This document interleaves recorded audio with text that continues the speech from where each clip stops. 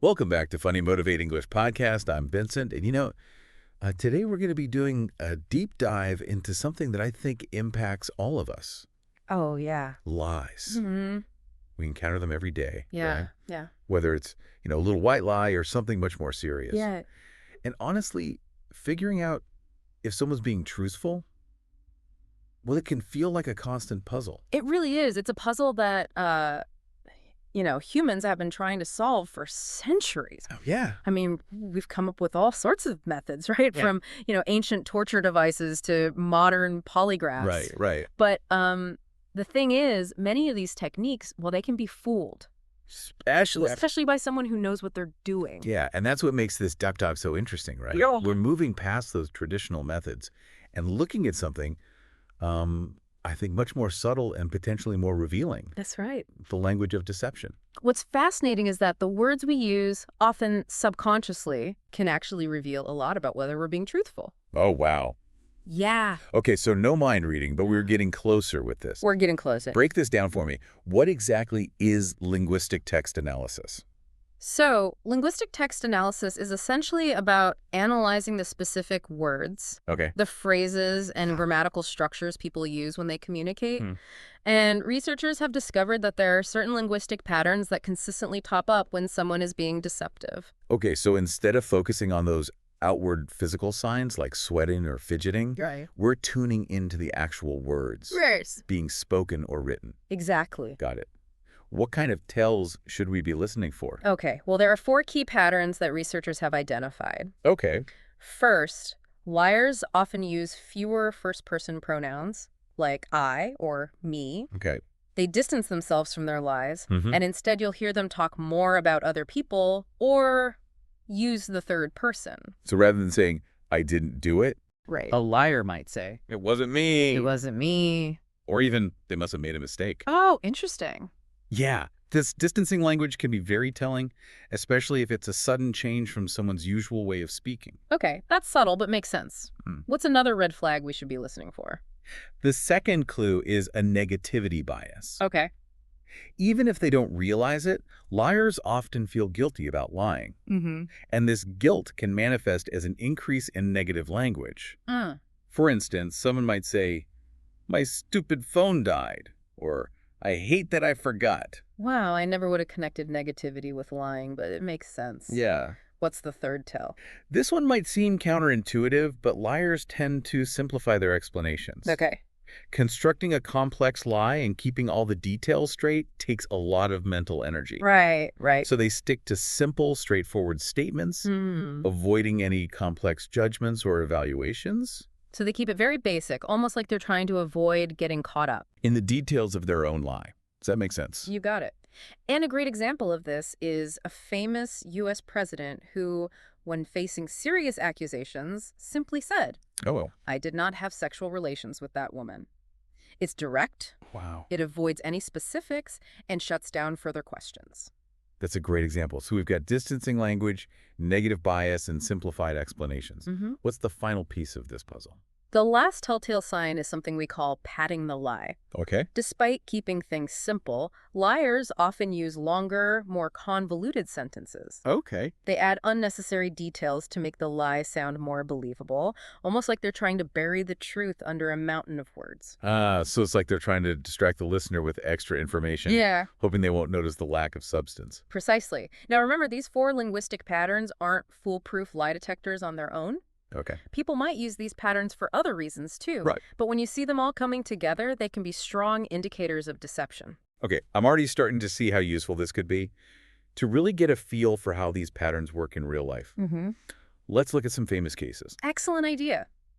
Examining some high-profile cases can really highlight the power of linguistic text analysis. Yeah? Let's start with Lance Armstrong, Okay. the cyclist who won the Tour de France 7 times, Oh, yeah. but was later stripped of his titles because of doping. His story is definitely a classic example of denial and deception. It is. He vehemently denied doping for years before finally coming clean. Exactly. And when you compare his denials to his later confession, the shift in language is striking. Yeah. Remember our first clue? A decrease in self-references. Yeah. Well, in Armstrong's 2005 interview, when he was still denying everything, Huh? his use of personal pronouns was much lower Really? compared to his 2013 interview where he admitted to doping. So even though he was talking about himself and his career, he was using less I and me when he was lying. Yeah. That's fascinating. It is. What kind of language did he use instead? He often distanced himself by talking about hypothetical situations or focusing on others. Yeah. For instance, in 2005, he said, okay, a guy in a Parisian laboratory opens up your sample, Jean-Francois so-and-so, and he tests it. Right. And then you get a phone call from a newspaper that says, we found you to be positive 6 times for EPO. Oh, wow. Yeah. So he's shifting the blame, making it sound like a random event rather than something he was actively involved in. You're catching on quickly. It's classic distancing language. Yep.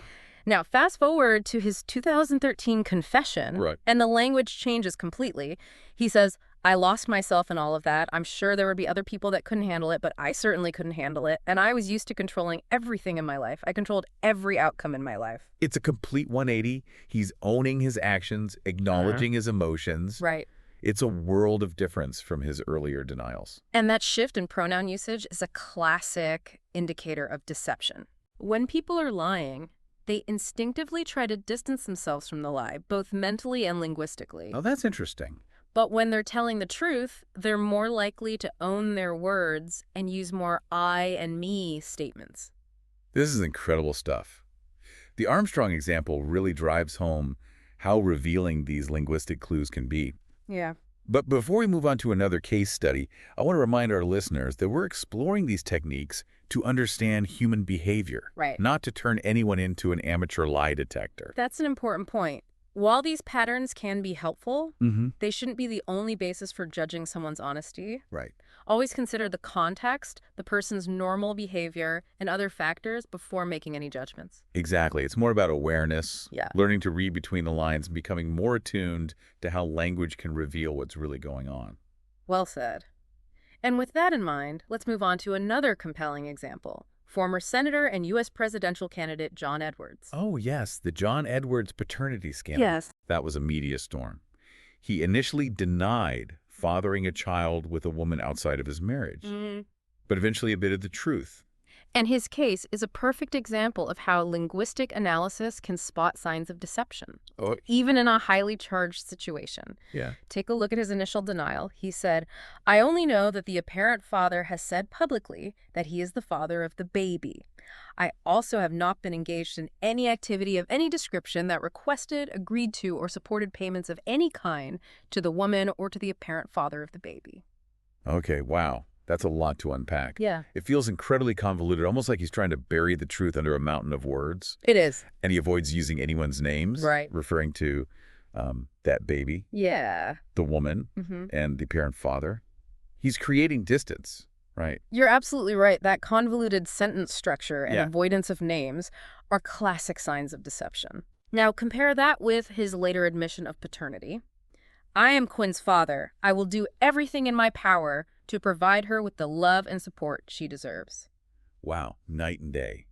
It's short, direct, uses names, and takes full responsibility. Yes. No ambiguity or distancing language there. Exactly.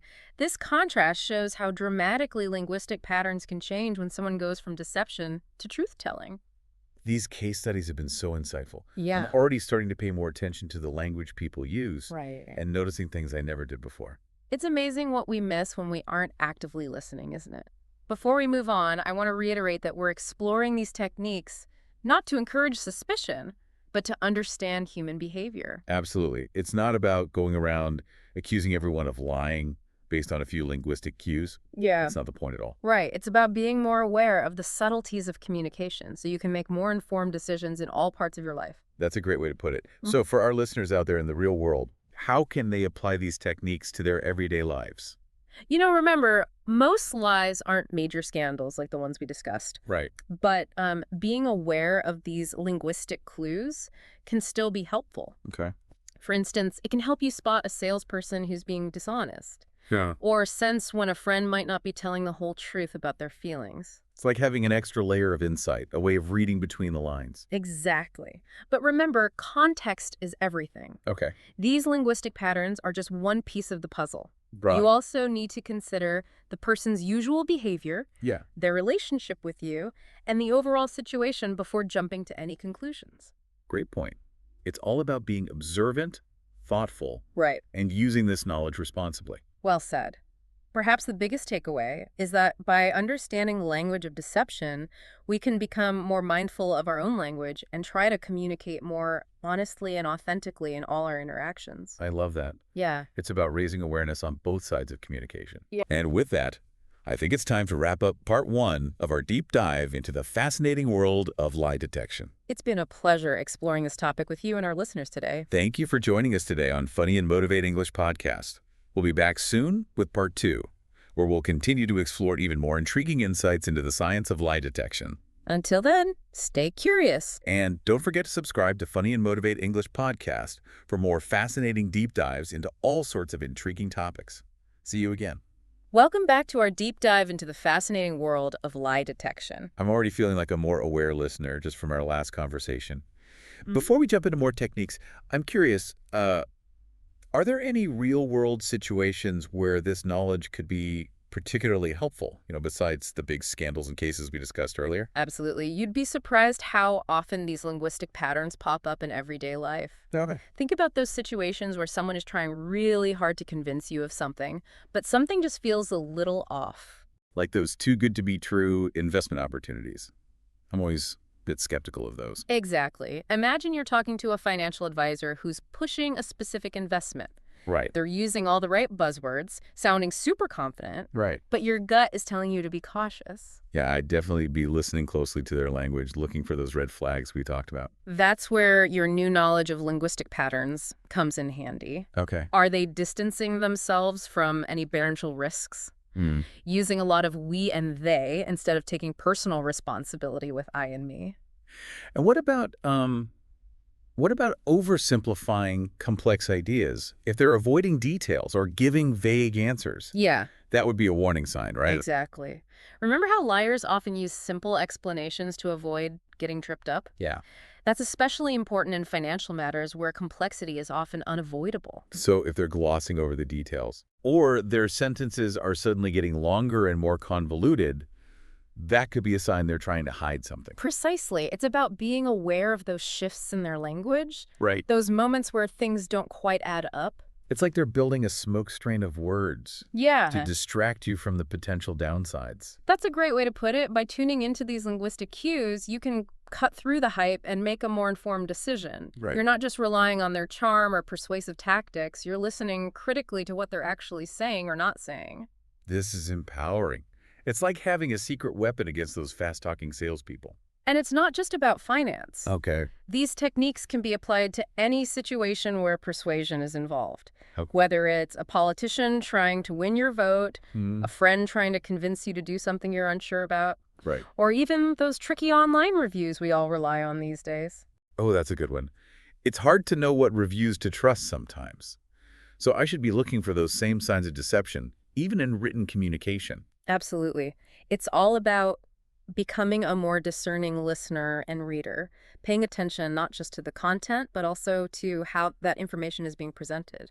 So being aware of these linguistic patterns can make us smarter consumers, voters, and even better friends. Yeah. By helping us understand when someone might not be being totally upfront with us. That's the idea. It's about empowering yourself to make better judgments and not falling prey to persuasive language that might be masking the truth. Okay, so we've talked about money and general persuasive situations. What about relationships? This feels like a minefield where those subtle cues could be really helpful. You're right. Relationships can be incredibly complex. Yeah. Sometimes people aren't as direct as we'd like them to be Oh, yeah? about their true feelings. I know that all too well. Like when a friend insists they're fine, but you can just tell something's bothering them. Exactly. Or when a romantic partner starts acting distant and avoids talking about what's really going on. Right. Those are the moments where paying close attention to their language in addition to their nonverbal cues Right. can give you valuable insights. So we shouldn't necessarily be analyzing every text message like it's a crime scene. Right. But we should be tuned in to those subtle shifts in their communication pattern. Exactly. Okay. Remember, these techniques are not about becoming hyper-suspicious or turning into an amateur detective in your own life. Right. It's about being attuned to those inconsistencies between what someone is saying and how they're saying it. So give me an example. How could this play out in a real relationship situation?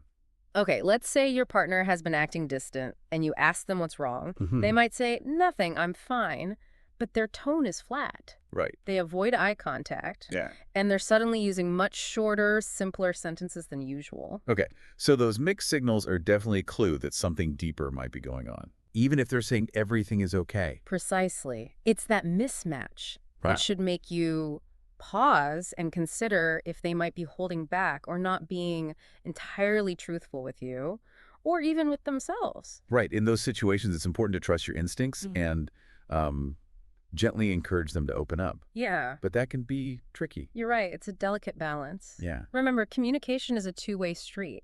Hmm. Creating a safe space for open and honest communication starts with being open and honest yourself. That's a good reminder. We can't expect others to be vulnerable if we're not willing to be vulnerable too. Exactly. And this brings us to another important aspect of understanding the language of deception: self-awareness. Oh, interesting. So it's not just about spotting deception in others. It's also about being aware of our own tendencies to Yeah, bend the truth sometimes. precisely. By understanding the linguistic patterns we've been discussing, we can become more aware of our own communication habits. Okay. We all do it, right? Right. We stretch the truth. We avoid difficult conversations. Yeah. Maybe exaggerate a story to make it more entertaining. Right. You know? It's like holding up a mirror to our own communication style Yeah. and asking ourselves, am I being as honest and authentic as I can be? That's a great way to put it. It's about cultivating self-awareness and striving to communicate with integrity in all our interactions, even when it's uncomfortable. I love that. It's easy to focus on spotting deception in others, Right. but it's equally important to be honest with ourselves Yeah, and hold ourselves to the same standards of truthfulness. absolutely. Leading by example and creating a culture of honesty and transparency in your own life can be incredibly powerful. These real-world applications are so helpful. Yeah, I'm seeing how this knowledge isn't about becoming suspicious of everyone, right. but about understanding ourselves and others better. That's exactly what we hope to achieve with this deep dive. Yeah. It's about giving you the tools to navigate the complexities of human communication and make more informed choices in all aspects of your life. Before we move on, I'm curious, are there any other surprising or counterintuitive things about lie detection that our listeners should know? You know, one thing that often surprises people is that sometimes it's not about what people say, but what they don't say. Oh, That can be really revealing. okay, that's interesting. So it's like those classic detective novels Mm-hmm. where the missing clue is the key to solving the mystery. Exactly. For example, you might notice that someone avoids answering a direct question, Okay. or changes the subject abruptly, Right. or offers really vague responses when pressed for details. Those evasive maneuvers can be just as telling as any of the linguistic patterns we've already discussed. It's like they're trying to steer the conversation away from anything that might reveal the truth.